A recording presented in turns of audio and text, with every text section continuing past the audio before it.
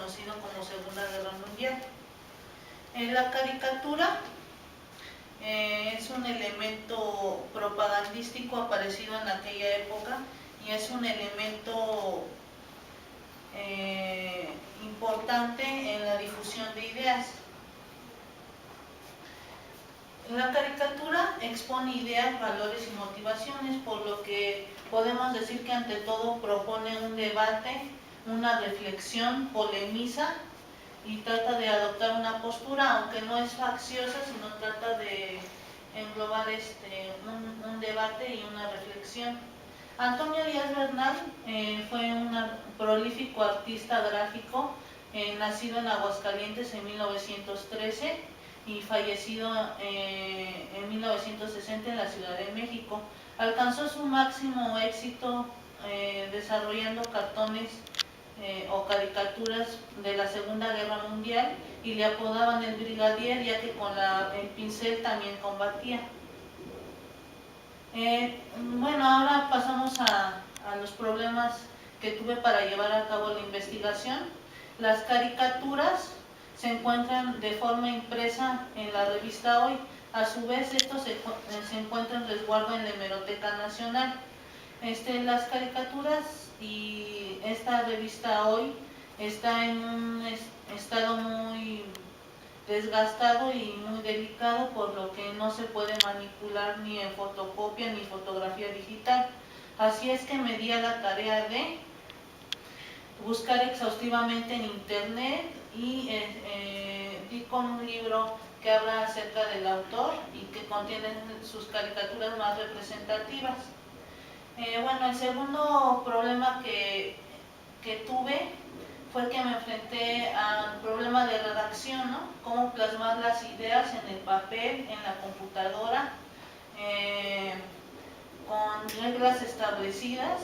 Y bueno, para eso leí varios libros de metodología y de redacción, y asimismo me apoyé en mi asesora, que fue un gran apoyo y siendo más atenta.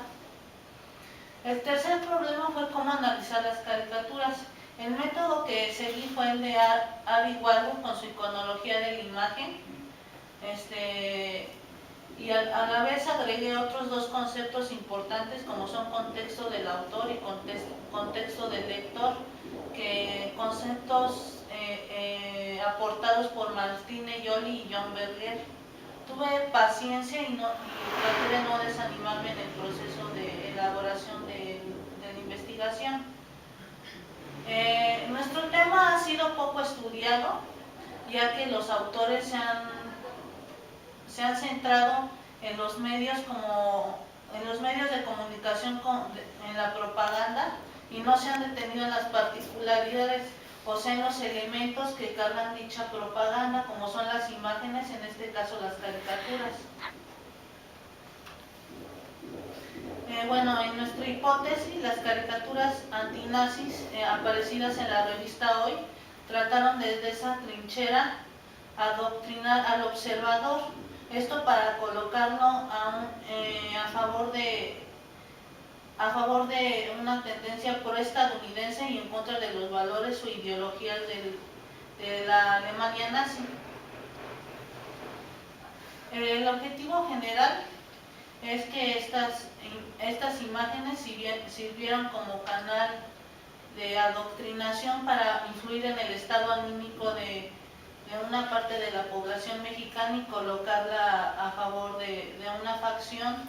Como dije, la caricatura propone, debate y cambia mentalidades. Y bueno, posteriormente los fuentes y fondos que utilicé, bueno, la labor documental principal la realicé en la Hemeroteca Nacional, donde se encuentran los ejemplares de la revista Hoy, que como dije están en resguardo, pero que me sirvieron para importantes referencias. Y también la biblioteca Daniel Cosío Villegas del Colegio de México, donde encontré textos sobre propaganda como los de Pizarroso Quintero y otros, y Ortiz Garza.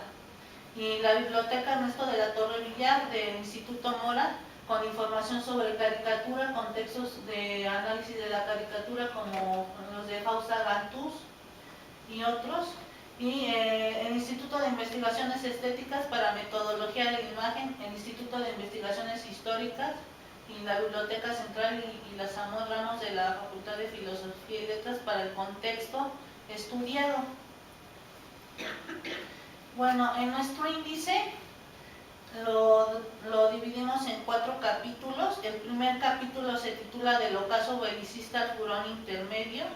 En este capítulo traté de centrarme en los antecedentes de las 2 guerras mundiales que hicieron un virtual enfrentamiento entre Alemania y Estados Unidos, porque estos hechos causaron y fueron muy importantes en el desenvolvimiento de los posteriores hechos. En el segundo capítulo, la propaganda y sus elementos significativos, trato de hacer un análisis del concepto de propaganda y los medios, las facciones y los tipos de propaganda, así como una reflexión sobre la imagen y su esencia. Y en el tercer capítulo posterior, la naturaleza de la caricatura y su evolución, hago un análisis del concepto hago un recorrido histórico de la caricatura nacional y la caricatura internacional, hago una reflexión sobre la esencia de la imagen. Posteriormente hago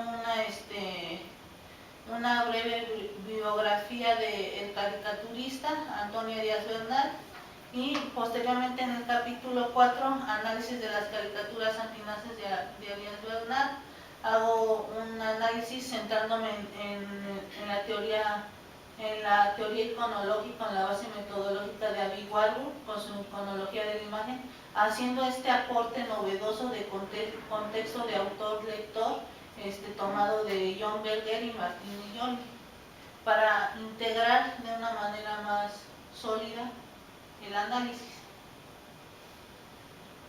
Bueno, las conclusiones: se comprobó el papel relevante que jugó Antonio Díaz Bernal, pues Antonio Díaz Bernal fungió como un operador psicológico para llegar a una audiencia blanco, ya que se convirtió en un ejemplo a seguir para la sociedad de aquella época por medio de sus gráficos antifascistas, y bueno, trató de aglutinar esa opinión a favor de Estados Unidos. Y bueno, también se ratificó la incidencia doctrinadora de la caricatura antinazi en el lector. Bueno, la caricatura tuvo una difusión abierta, ya que se imprimía en gran formato y quedaba el proceso de retransmisión quedaba abierto hacia todas aquellas personas que tuvieran indirectamente o directa acceso al contenido de la imagen, y también por los mismos procesos propagandísticos como los carros radio que repartían hojas volantes. Bueno, también se confirma que el triunfo estadounidense se debió a una buena estrategia, ya que, como dijimos, esta estrategia se conjuntó con la propaganda y se convirtió en una política efectiva que se venía gestando desde inicios del siglo XX, desplazando como polos de poder a Francia e Inglaterra respectivamente. Y las caricaturas comunes, se observaron las características comunes de las caricaturas de Antonio Díaz Bernal. Esto es, mediante una sátira, burla, simplificación del enemigo, ironía, trataban de menguar la moral del contrincante y hacerla ver de un modo chistoso, satírico y novedoso. Bueno, también se observó que Estados Unidos se convirtió en un país poderoso, que se venían gestando estas situaciones desde inicios del siglo XX, como ya dije, con el desplazamiento de como polos de poder de Francia e Inglaterra, y él se convirtió en un hegemón activo importante en la lucha propagandística de la Segunda Guerra Mundial. Bueno, así México se vio implicado producto de su vecindad con Estados Unidos en la Segunda Guerra Mundial, ya que se encuentra de su espacio vital. México, vecino natural de Estados Unidos, por esta misma situación y como integrante de América Latina, fue un espacio vital, un espacio vital, una región importante dentro del conflicto, y pues ayudó con sus bases en el Pacífico para que Estados Unidos a final de cuentas pudiera avanzar en el periodo bélico y con ricas materias primas como son el petróleo, ayudó al desenvolvimiento tan decisivo para la guerra. Estas son las caricaturas que analicé. México burla a Hitler entre las piernas del bien armado tío Sam, traducción del autor, portada de la revista Hoy, 27 de septiembre de 1941. Bueno, y esta es otra. México podría ser presa fácil de los nazis, en Hoy, 1941 también.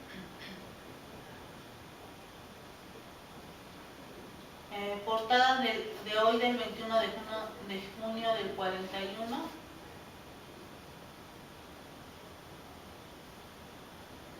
El sueño alemán en la oficina Rockefeller, 1943, aunque también apareció en la revista Hoy. Y 10 Years of Joy, o 10 años de alegría, en la portada del Collier del 6 de febrero del 43, aparecía también en la revista Hoy. Y bueno, finalmente puedo hacer una conclusión de que México estaba en medio de dos países poderosos que estaban librando una batalla por la supremacía propagandística y la supremacía bélica, y él se convirtió en un espacio entre dos fuegos, un espacio que quedaba, un país que quedaba en medio de dos potencias que se disputaban ideológica, militar, política y propagandísticamente zonas, y sin la ayuda de México, Estados Unidos no hubiera alcanzado sus propósitos. Muchas gracias, Araceli. Y bueno, vamos a iniciar la réplica y le vamos a dar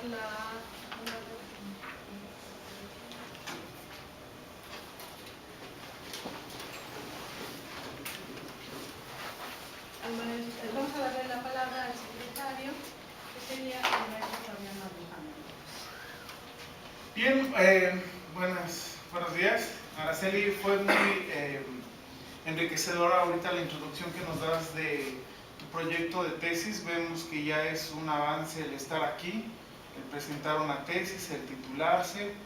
Me parece novedosa porque yo también he trabajado propaganda, lo trabajamos en Alemania también. Y una de las...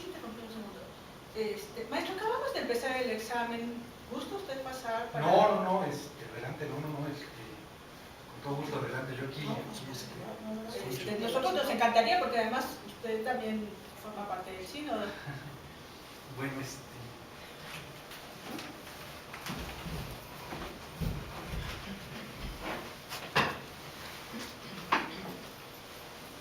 Ay, pero... Entonces, por nada, continuamos con el maestro. Y acaba de salir en lo que es la Gaceta de la UNAM la cuestión de Martínez Assad, que menciona sobre la cuestión de la historia oficial y la imagen. Para ti, como ya historiador, al presentarnos tu proyecto, ¿qué importancia tendrá también la imagen en cualquier estudio de cualquier época en México? Bueno, la imagen guarda mensajes implícitos y explícitos que tal vez con un texto muy grande podríamos desarrollar, pero una sola imagen encierra muchísimas ideas, engloba conceptos, ideas, valoraciones y motivaciones, y por ser un objeto de más fácil lectura o de mayor accesibilidad, puede cumplir un concepto didáctico, un concepto difusor de ideas, cambia mentalidades y propone innovaciones. Fíjate, ahorita las imágenes que nos presentabas, ¿cómo se presenta al mexicano de esa época? Pues presenta principalmente como un indito envalentonado, semiruralizado, con una economía precaria, educación precaria, en un estado, bueno, hasta cómico, burlesco, porque se enfrenta a Hitler con una trompetilla, pero presenta todas esas cuestiones o diatribas que tenemos los mexicanos, ¿no? Nuestra economía no ha ido muy bien, no somos un país muy bueno en educación, aunque tratamos de hacer los esfuerzos y bueno, tratamos de hacer esto. Sí, porque se muestra, si bien vimos en las imágenes, se muestra al indígena típico, como cuando uno va a la frontera sentado abajo de un maguey o de un opal. Son los estereotipos. Ajá, el estereotipo que se utilizaba, bien lo mencionaba, la propaganda juega el papel importante en los Estados Unidos. Esto se corroboró cómo la imagen puede ir más allá del mensaje que se quiera dar a la población. Una de las características fue durante la Primera y Segunda Guerra Mundial, la del famoso tío Sam, que fue un término que se utilizó ya después para los ingleses, de que debes de ingresar al ejército. Y si nos acercamos más a la cuestión de la guerra del Golfo Pérsico, ya no apareció el tío Sam y hay que jugar de acuerdo con la mentalidad de la época. Aparecía una mujer en bikini con 2 metralletas atrás de unas palmeras y decía, hazlo por mí.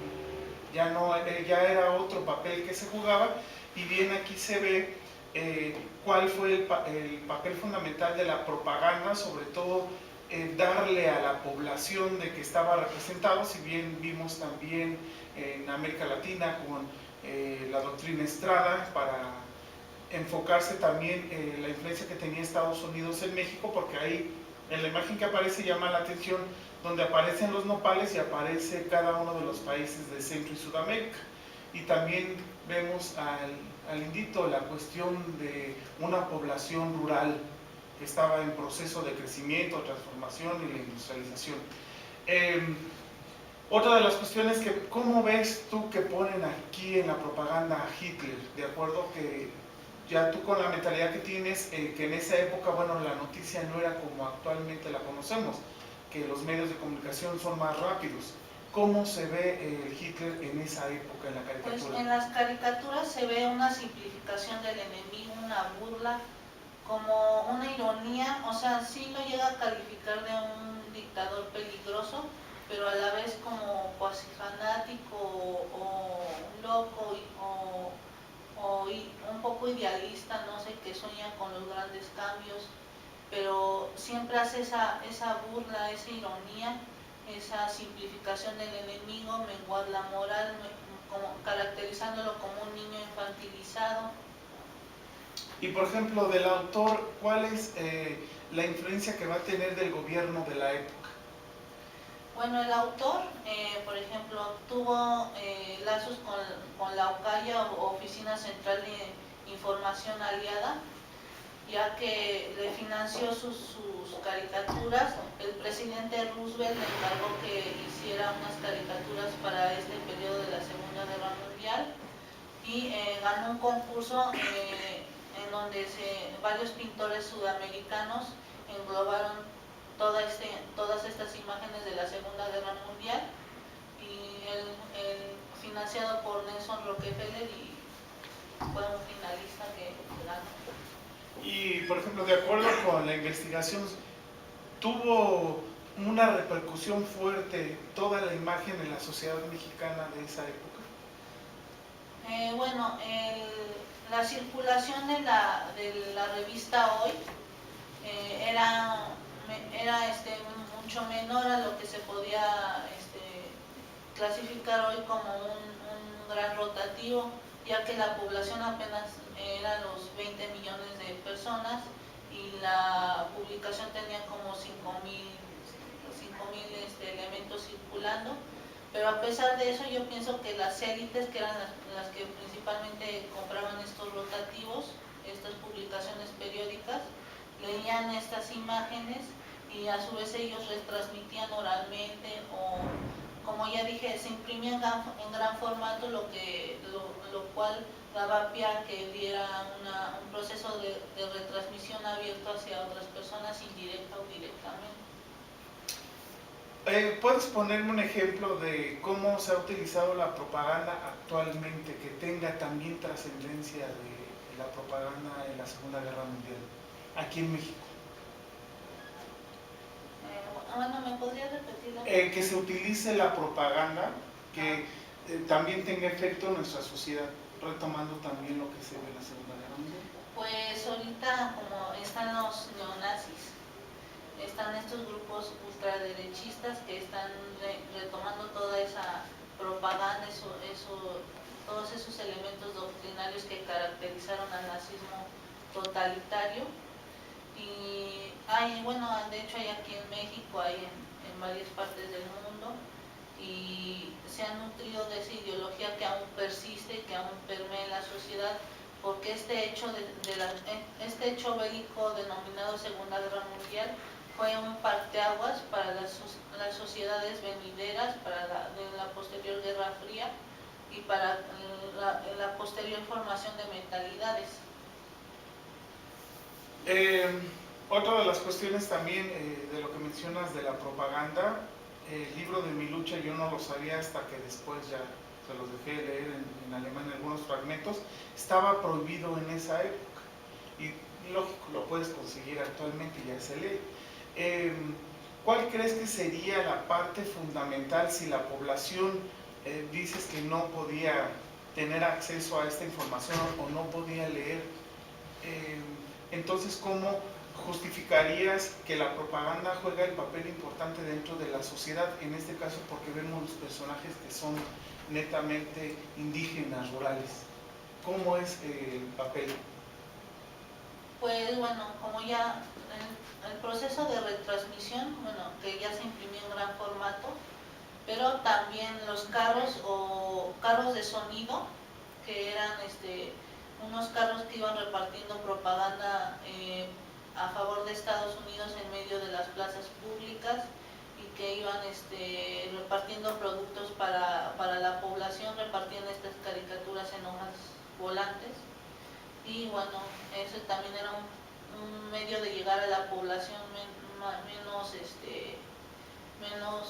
que no fuera lectora o que ya que había un grado alto de analfabetismo. Sí, fíjate que en el cine mexicano, ahorita no recuerdo cuál es la película, que mencionan, no conocen realmente a Hitler, pero mencionan por la cuestión de una propaganda que ellos ven y dicen es que Hitler invadió Europa, pero realmente el personaje cómo se hace cómico con la cuestión de la propaganda. Bien, de mi parte sería todo, te felicito porque bueno, ya es otro paso el titularse, el llegar. Todavía hay camino por recorrer y qué bueno que te enfocaste en algo que pues no está muy bien trabajado, no está totalmente trabajada la cuestión de la imagen, que yo creo ya se están presentando investigaciones donde el uso de la propaganda, hay uno de la propaganda que está trabajando en la propaganda en la Segunda Guerra Mundial, tú trabajaste la propaganda en México, que también fue una cuestión acertada de ver cuál era la mentalidad de la gente respecto a lo que estaba pasando en Europa. Ya con los medios de comunicación, el internet y la globalización, pues rápido lo sabemos, pero antes era mínimo. Entonces, de mi parte sería.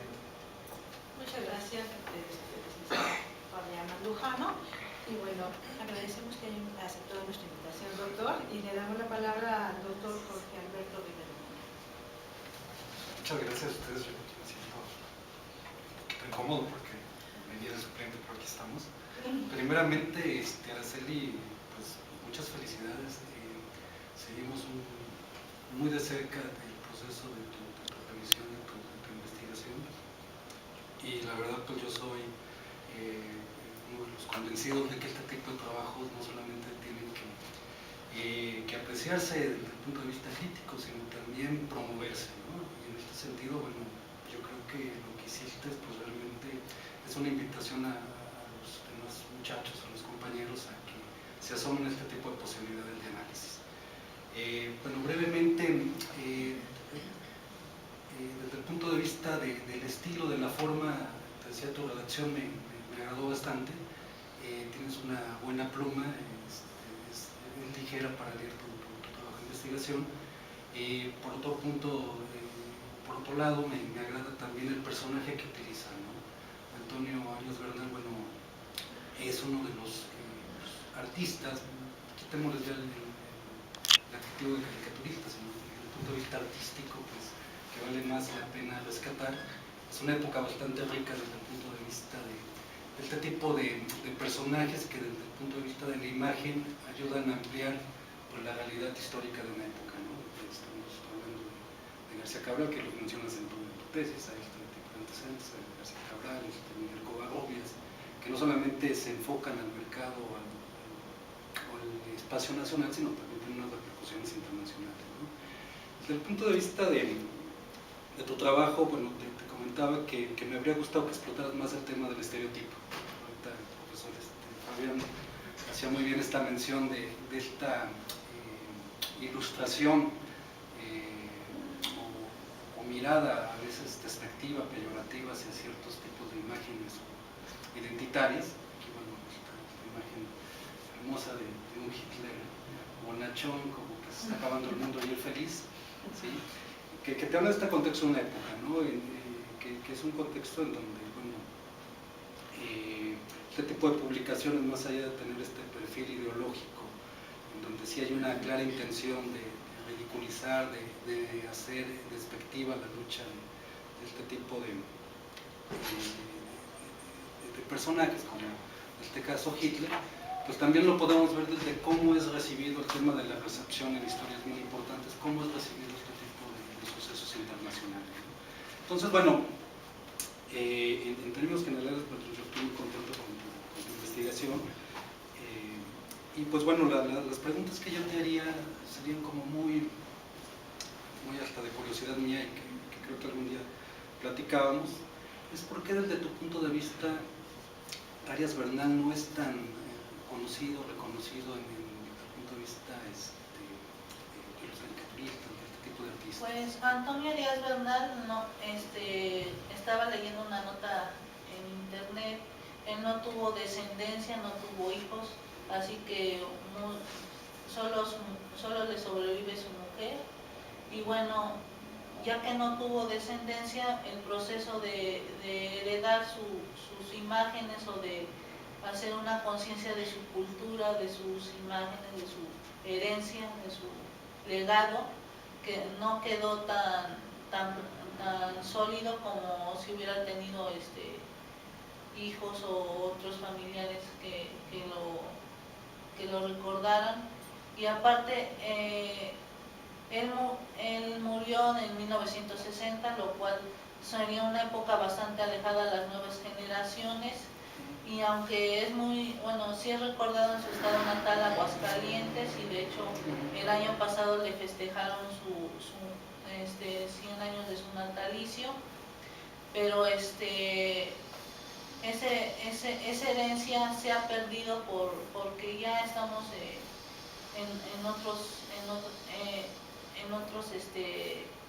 en otras cuestiones culturales y ya no apreciamos y estamos bastante alejados de esa época, pues. O sea que ya las nuevas generaciones ya no valoran esas imágenes como debieran. Ahí es nuestra sugerencia hacerte presente con la familia, no sé si haya el archivo privado de Arias Bernal, de hacerte presente y decir, bueno, aquí le damos continuidad hasta la maestría o lo que se pueda, porque de verdad tienes ahí un gran material para explotar. De repente los temas de investigación así nos llevan a grandes oportunidades de vida, ¿sí? Y encontrarte como un nicho de mercado propio, personal, como para desarrollarte, ¿no?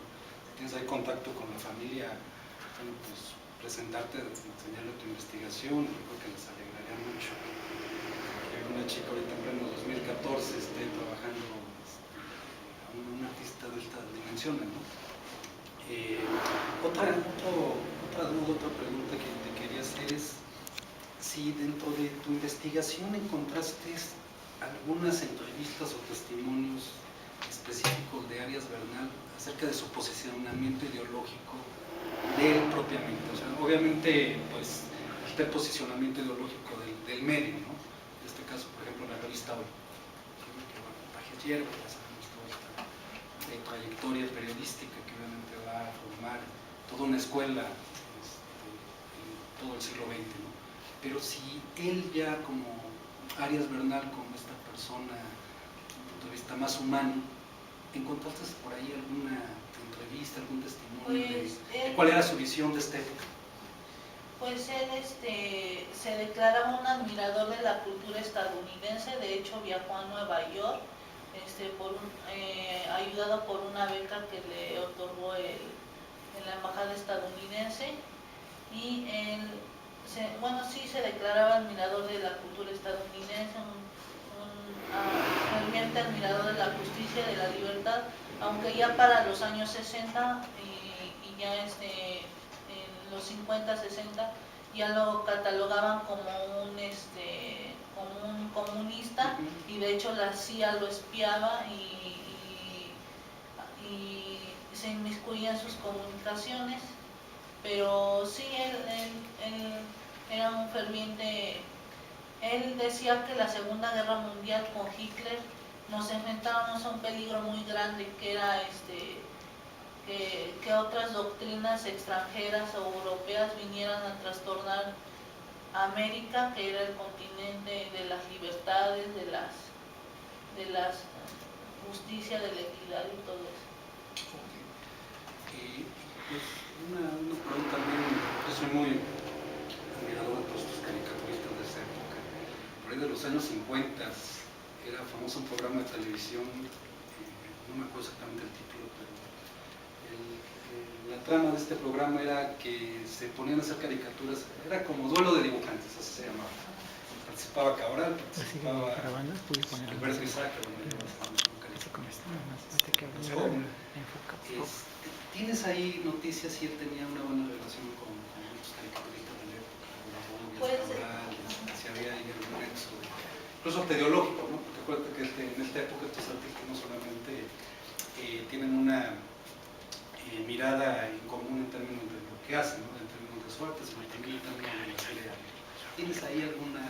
Pues él era amigo de Audifre, de Freire, de Cabral, y entonces ellos eran unos bohemios, ¿no? Se juntaban en los cafés y hablaban de temas de cultura general, de la sociedad, y lo plasmaban en sus caricaturas, que a su vez imprimían en publicaciones periódicas. Y bueno, estas caricaturas ellos las conformaban con las ideas que hacían en estos grupos de discusión, y posteriormente las retransmitían a las publicaciones periódicas, y a su vez también ellos fundaron publicaciones periódicas con el fin de hacer estas imágenes y que le llegara a la población. Fundaron el Cerrote, Don Ferruco, el Timorato, etcétera, y bueno, fue un gran avance para... Estás haciendo como que evoques esas épocas muy bonitas en términos de representación de la época, ¿no? En términos de imagen. Y bueno, ya la última, ahora sí ya la última pregunta es, ¿cómo harías tú, que obviamente aquí está muy bien demostrado en tu trabajo de investigación, pero cómo harías tú para tratar de promover este tipo de investigaciones en los muchachos, ¿no? O sea, de repente como que la imagen se ve como un elemento secundario de lo que es el discurso histórico, y pues vemos que la imagen por sí misma es un discurso, ¿no? De repente como que existe como cierta duda, ¿sabes? Tanto los muchachos decir, bueno, es que si analizo la imagen, pues no estoy haciendo una tesis histórica, ¿no? Entonces, ¿tú cómo harías, esto ya va a ser a lo mejor ya para tu maestría, que estás bien animada y eso me alegra mucho, ¿cómo harías tú para tratar de dimensionar o darle esta importancia mayúscula que tiene la imagen en los temas históricos? Pues como yo trabajo también en un museo, me gustaría que se hicieran exposiciones de caricaturas, de imagen, más que nada exposiciones que aparecieran en los libros y que fueran accesibles para un público en general, porque vemos que la mayoría de estas cuestiones estéticas son muy caras y no son muy accesibles a todas las personas. Entonces buscaría, no sé, hacer proyectos de hacer historietas o no sé, sí, que el proyecto cultural no quede ahí, o sea, que se retransmita, con una imagen, que se pueda recrear todo lo que estuvo detrás de esa imagen, el contexto, los autores, el contexto del lector, todo, o sea, que englobe toda esta cuestión para integrarlo de una manera. Pues por mi parte sería todo y pues nuevamente felicitarte, Araceli. Tienes aquí una investigación que la puedes desdoblar desde muchos ángulos, ¿no? Esta parte contextual histórica que muy bien desarrollo, desde la parte técnica de lo que implican este trazo, obviamente a lo mejor ya con mayor detalle vas a analizar por qué eran este tipo de caricaturas con este perfil. O sea, si tú te das cuenta, hay algunos caricaturistas que tienen ciertos como elementos en común, pero que tienen sus propias características de personalidad, ¿no? Es parte también de una época, lo hablaba el profesor Lujano en términos de propaganda, que te da para mucho.